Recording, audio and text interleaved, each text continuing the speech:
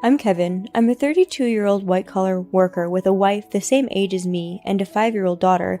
My daughter Anne was at my parents' that day, so it was just me and my wife, Jennifer, at home. We had no visitors, except for Jennifer's mom friend who bought a cake from a famous store to share with us in the morning. It's almost snack time. Maybe I'll make some coffee. We have cake that Jane brought in the morning. Why don't you have that as a snack? I'm sure Anne will want to eat it when she hears about it. Didn't Jane say it was a brandy cake? Children can't eat it if there's alcohol in it. You can't eat it either. You don't like alcohol, do you? That's right. I don't mind not having any snacks. Don't hesitate. Go ahead and eat it. Then I'll take advantage of your kindness. I'll go make some coffee. And so begins the 3 o'clock tea time. Jennifer, who has a sweet tooth, was drumming her tongue on the brandy cake her friend had given her. She must have liked it very much because she ate the cake that could last for 3 days by herself in one sitting. Her appetite was such that you wouldn't have thought she ate 2 frozen pizzas for lunch. Hey, how can you eat so much? You just had lunch a little while ago. Sweet things are different, you know. Women can eat as many sweets as they want. Is that something to boast about? Just watching gives me heartburn. I think I'll have another cup of coffee to freshen my mouth. In that case, please get me one too, with lots of sugar and cream. You're still drinking sweet things? I made the sweet café au lait as Jennifer instructed. The coffee was strong with 2 cubes of sugar and 2 spoonfuls of powdered milk. I was impressed that she could drink such a high-calorie drink every day and still maintain her figure before and after giving birth to her child. As I watched the drops of coffee slowly dripping from the coffee maker, I heard a moan from the living room where Jennifer was sitting. Ugh, that's painful. What's wrong? I don't know, but suddenly I feel nauseous and dizzy. Hey, are you okay? Did you eat too much cake? No, it's not that. Oh, this is serious. Wait here, I'll take you to the hospital right away.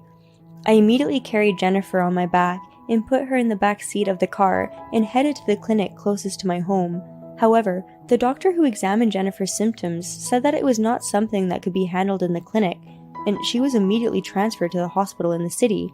According to the doctor at the clinic where Jennifer was treated, her symptoms were similar to those who had accidentally ingested pesticides. I was then interviewed by the police officers who arrived at the scene after the doctor's report. Of course, I had no knowledge of this, but the police seemed to suspect that I was the one who had put pesticides in Jennifer's food. However, the suspicion towards me cleared soon after the investigation, and no pesticides were found from my house. As a result, the next person suspected was Jane, the mom friend who had brought cake in the morning. Jane continued to remain silent during the questioning by the police, but after a search of her home, a container of pesticides that had been opened was found. Jane left her husband about a year ago and now lives with her child in an apartment without a yard. It was obvious that Jane, who lived in an environment that did not allow her to have a vegetable garden, was using the pesticides for something other than farming. This circumstantial evidence led Jane to be indicted at home on the charge of causing injury. It's absolutely terrible. I can't forgive her for putting pesticides in the cake she brought as a gift. I wondered what would have happened if a child had taken a bite. Well, in my opinion, I think Jane was targeting only you. How do you know that? Because the cake she brought was a brandy cake.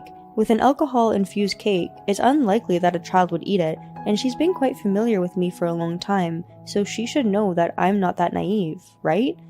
Even if that's the case, I still don't understand why I was the target. Do you remember doing anything that would make Jen hold a grudge against you? Of course not. We've always been good friends. Jennifer told me this when she came home from the hospital, but I had only one idea about what would cause Jane to resent Jennifer. It was Jane's former husband, Jack, whom she left a year ago. Anyway, I decided to visit Jane, who was waiting for the court proceedings to uncover the truth about this incident. What about the child? With my ex-husband, he took the child away, saying that a criminal doesn't have the qualifications to raise a child. I see. I'm sorry for asking such a rude question. Can you sympathize with me? I was sure I was going to be cursed for what I did to your wife. I had that intention before I heard your story, but now I have changed my mind. I think it's wrong to unilaterally criticize you, as you're also a victim. Victim? You are also a great victim, your husband's infidelity. That's true, but it has nothing to do with Jennifer or her husband. Are you looking out for me? It's okay, I've kind of realized it already. Was Jack's mistress my Jennifer? Why do you say that?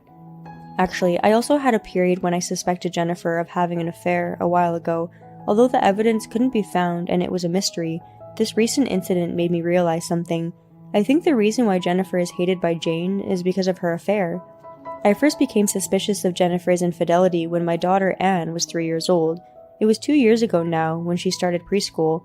During that time, Jennifer was acting suspiciously by being overly concerned with her appearance and frequently asking about my work schedule and when I was coming home. Ultimately, the evidence couldn't be found and I didn't realize it because there was a 1-year time lag between Jane and Jack's divorce. But now that I think about it, I wonder if Jennifer and Jack's relationship continued quietly under the radar after that. But that doesn't alleviate my guilt. That may be true, but it's still a cruel situation for you to bear the brunt of everything. If you promise to cooperate with me, I'll help you get back custody of your child. Cooperation? Yes, you were bold enough to take such drastic actions, so there must have been enough evidence of the affair. Would you mind handing me the evidence? That's fine. After that, I went back home with the evidence I received from Jane, and then I woke up the woman who was sleeping carelessly on the sofa and thrust the bundle of evidence in front of the eyes of that unfaithful woman. What the hell is this? What the hell is this? You've been having an affair. I don't understand. I would never have an affair. What is this picture? It looks like you're walking into a hotel with some guy. I knew it. Jane must be trying to trick me. That picture is a composite. A fake. I never said that this picture was given to me by Jane. Stop making excuses and call Jack here right now, or I'll kick you out of the house immediately. Yes. 1 hour later, Jack came to visit me at my home. It seems like he already understood the situation to some extent, and his face was pale and he looked like a dead person. Do you know why I called you here? It's about your relationship with your wife, right? Exactly. How do you plan to fix this mess? Actually, my wife took a large amount of compensation and child support from me a year ago, and I don't have the means to pay you compensation.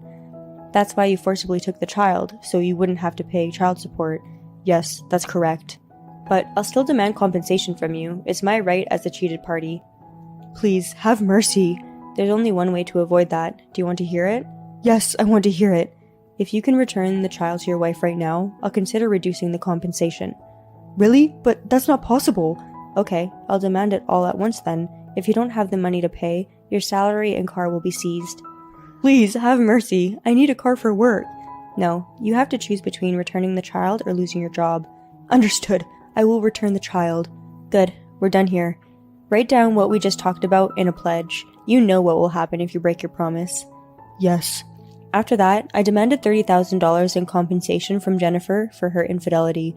After half a year of trial, I was able to take custody of my daughter Anne. Jack kept his promise, so I reduced the compensation demanded to $10,000. I may have lost a bit, but thinking that Jane could live with her child again, it seemed like I was able to do something good for someone I feel somewhat good. It's a little disappointing that Jane has a criminal record. At any rate, I guess that settles the matter, but there is actually a bit more to this story. After everything was settled, I continued to be friends with Jane, but we crossed the line from friends to something more.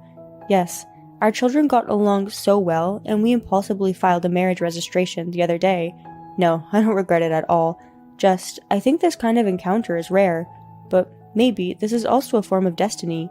If that's the case, I'll go along with that destiny. What a bit of a cheesy thing to think about these days. Thank you for watching. We hope you enjoyed it. We look forward to seeing you again. Please subscribe to our channel.